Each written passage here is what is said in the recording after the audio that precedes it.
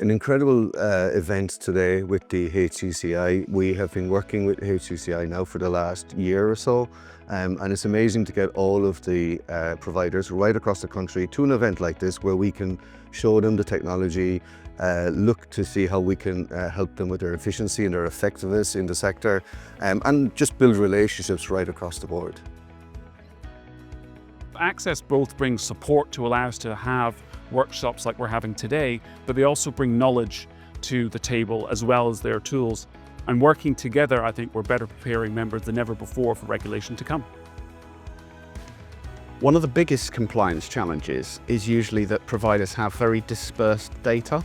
Often that data sits in different silos and you can't pull all of that data together.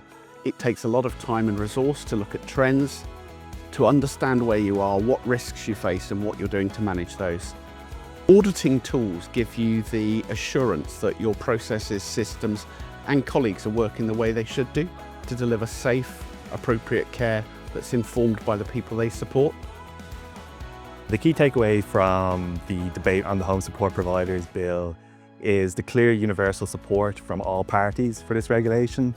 We're at a really important time in the regulatory timeline. So the next stage of the Oireachtas debate is for amendments to come through. And it's a chance for the government, it's a chance for us in HCCI, a chance for the opposition to put forward changes to the bill. Broadly, HCCI is really happy with the principles of the bill, but there are some small details that we want to get changed. So we're gathering feedback from our members and we're set to meet the Minister soon and put those amendments to him.